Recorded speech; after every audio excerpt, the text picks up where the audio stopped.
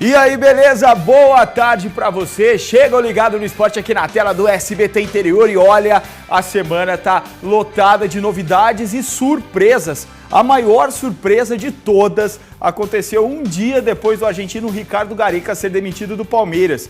O Peixe deve ter gostado da ideia e mandou embora o técnico Oswaldo de Oliveira. Só que o Santos foi rápido e já contratou Anderson Moreira. O contrato de Oswaldo de Oliveira iria até o fim do Brasileirão, mas a diretoria decidiu antecipar o fim.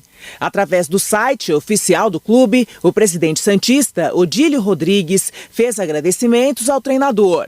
Contratado no início do ano, esta foi a terceira passagem do técnico pelo Santos.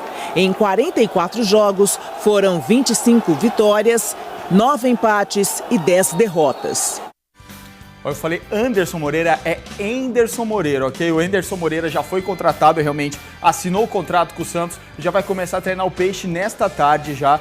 O Santos agiu muito rapidamente, né? Há suspeitas até de que o Peixe já estaria negociando com o Anderson Moreira, que estava fechado com o Vasco, né? O Vasco perdeu o Adilson Batista no sábado e tinha conversado já com o Anderson Moreira, o Santos foi lá e puxou o técnico. E outro assunto que tomou conta dos informativos esportivos tem o jogador Petros do Corinthians, mais uma vez no foco. Além de ter recebido suspensão de 6 meses por agressão a um árbitro, o volante pode levar o time para a zona de rebaixamento.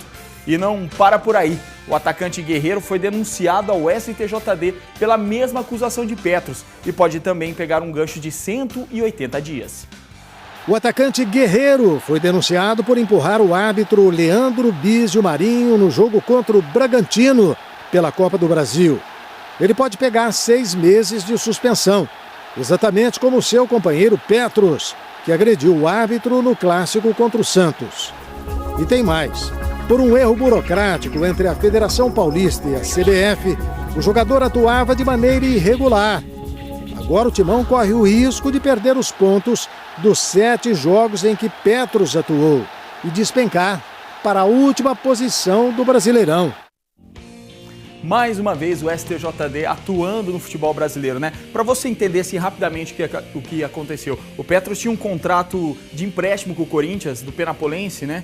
Ele foi do Penapolense para o Corinthians por empréstimo. Aí o Corinthians, durante a Copa, contratou o Petros. Então teria que mudar esse contrato, registrar esse contrato. O contrato foi registrado, sim, o Corinthians alega que o contrato foi registrado corretamente e o Petros entrou em campo 2 dias depois desse contrato. Ou seja, muita gente diz, uns juristas dizem que isso é irregular, outros dizem que não é irregular. Eu acho que essa história vai acabar não dando em nada para a sorte do futebol paulista, para a sorte do Corinthians, né? E o Corinthians e a Federação Paulista de Futebol negam realmente as acusações de irregularidades envolvendo o registro do contrato de Petros. Vamos ver como essa história vai se desenrolar. Mas agora vamos falar de futebol jogado dentro das 4 linhas, que é o que gostamos de verdade, né? O único paulista em campo nessa quarta-feira é o próprio Corinthians, que apesar de receber um adversário teoricamente fácil, tem uma missão bem complicada. Vencer por 2 gols de diferença o surpreendente Bragantino. E o técnico Mano Menezes tem desfalques.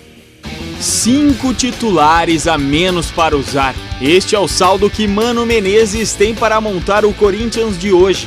Ferrugem, Gil, Elias, Lodeiro e Guerreiro estão fora da partida contra o Bragantino.